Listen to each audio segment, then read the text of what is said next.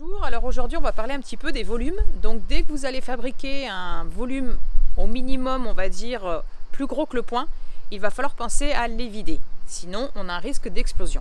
Donc je vous montre tout ça, c'est un petit diaporama, donc un petit diaporama d'images qui vous explique et qui vous montre comment procéder.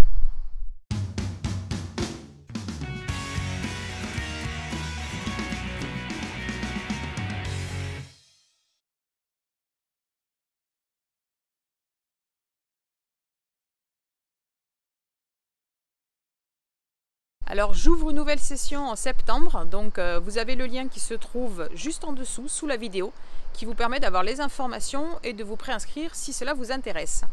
De toute façon, je n'enverrai en fait les informations qu'aux personnes qui se seront manifestées, j'ai envie de dire, je ne vais pas envoyer à toutes les personnes. Et puis je limite le nombre de candidats, je vais prendre une quarantaine de personnes, pas plus. Donc voilà, donc les personnes qui sont intéressées, manifestez-vous. Allez, c'est parti! Dans le cas d'une sculpture qui ne peut être vidée par le bas parce que la base est trop fine, il va falloir à ce moment-là la couper. C'est ce que vous pouvez voir sur cette sculpture callipyge. Voici donc le procédé. Donc avec un fil, on tire à l'horizontale, on ouvre la sculpture en deux. On va devoir aller creuser chacune des parties. Je peux poser la partie sur ma cuisse ou sur une mousse, creuser avec une mirette pour ne laisser qu'une surface extérieure d'environ 2 cm. Nous allons travailler ces deux zones, que ce soit la partie haute comme la partie basse. L'idée est d'avoir une peau qui fasse environ donc 2 cm de partout. À l'entrejambe, j'ai même prévu de garder une petite cloison qui renforce la partie interne de la sculpture. Je prévois aussi régulièrement des petits trous en utilisant tout simplement un pic à brochette et je perfore un maximum à l'intérieur de la sculpture.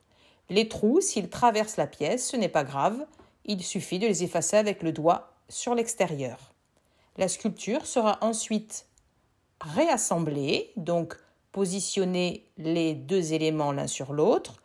Pour cela, on va toujours griffer, mettre la barbotine, assembler, travailler sa jointure, puis venir rajouter un colombin de renfort, comme dans tout travail, afin que cette couture ne se voit pas. Sinon, elle pourrait réapparaître en séchant ou même à la cuisson.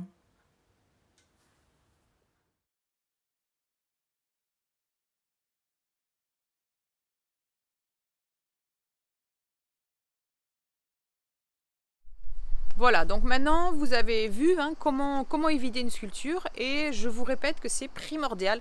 On ne laisse pas un volume plus gros que voilà, le poing, c'est pour donner un ordre d'idée, mais on ne laisse pas de volume important parce que quand on va passer à la cuisson, c'est là qu'il y a un risque d'explosion. Il faut que la terre puisse se rétracter, il faut qu'elle puisse travailler et pour ça il faut un vide, il faut lui laisser de la place. Donc on vide bien ces sculptures, on les laisse bien sécher correctement, n'hésitez pas, on ne peut jamais les laisser trop sécher, par contre oui, c'est un risque.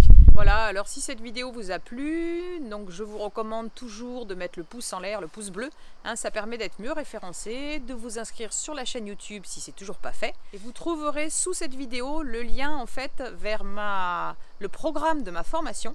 Donc ça vous permettra d'en savoir beaucoup plus et de vous préinscrire si cela vous intéresse pour la prochaine session qui sera pour septembre.